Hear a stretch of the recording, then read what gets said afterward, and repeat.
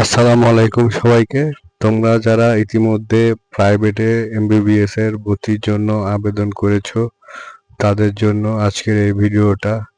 তো চলো দেখা যাক কি হয়। ভিডিওটা শেষ পর্যন্ত দেখবে তোমরা আশা করি। সর্বপ্রথম আমাদেরকে কলেজগুলো সিলেক্ট করে নিতে হবে।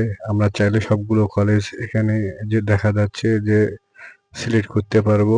আর সর্বোপরি এখানে তোমাদের যে ইউজার আইডি এবং পাসওয়ার্ড আছে সেটা লাগবে। আর কলেজ এখানে প্রায় 100 প্লাস 92 প্লাস কলেজ আছে। তো এখানে তোমরা আবেদন করতে হলে অবশ্যই কলেজের কোড নাম্বার যেটা আছে সেটা লাগবে।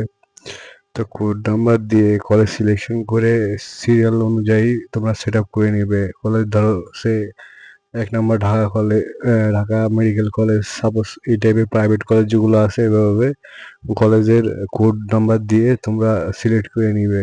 সবগুলো চাইলে তোমরা সিলেক্ট করতে পারো এবং চাইলে তোমরা 25টা বা 30টা বা 50টা এভারেজ স্কোরের ভিত্তিতে তোমরা সিলেক্ট করতে পারো। তো কথা না বাড়িয়ে আমরা এখন দেখবো যে কিভাবে এটার আবেদন করা যায় A to Z সব দেখবো এই ভিডিওর মাধ্যমে। তোমরা আমার সাথে থাকবে এবং সাবস্ক্রাইব করবে। ভিডিওটা যদি ভালো লাগে তাহলে লাইক, কমেন্ট, শেয়ার করবে। সর্বপ্রথম এটাতে আবেদন করতে তোমাদেরকে ফি দিতে হবে অবশ্যই 200 টাকার অধিক তোমার অ্যামাউন্টে থাকতে হবে এবং যেকোনো একটা ওয়েবসাইটে ঢুকে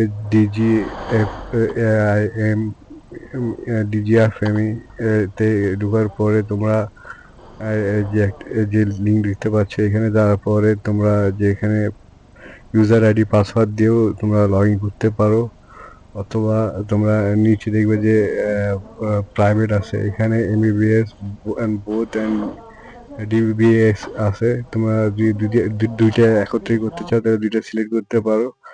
তো আমি এখানে সিলেক্ট করব হলো এমবিবিএস, কারণ শুধুমাত্র এমবিবিএস কোর্সটাই করা হবে। তো করার জন্য এখান থেকে আমরা সব কটা কলেজ সিলেক্ট করলাম। করা শেষে এখন আমরা একটু দিচ্ছি। রিভিউটা দেখে তারপরে আমরা এখানে একটা অপশন আছে দেখতেছো যে এই অপশনে তুমি কি গরিব হলে তোমরা সেটা সহযোগিতা নিতে পারো। তো আমি এখানে যেহেতু টাকা দিয়ে পড়ালেখা করবো, তো টাকা ফিনান্সিয়াল যেটা ওটাই আমি সিলেক্ট করছি। করার পরে এখানে যে ক্যাপচা লক যেটা আছে সেটা দিব। দেওয়ার পরে ক্যাপচা লক দেওয়ার পরে আমরা এটাকে সাবমিট করব। তো চলো ক্যাপচা লকটা দিয়ে নিই। তো ক্যাপচা লক দেওয়া শেষ হলে আমরা এখন সাবমিট দিলাম। তারপর দেখো এরকম আমাদের একটা ইন্টারফেস চলে আসছে।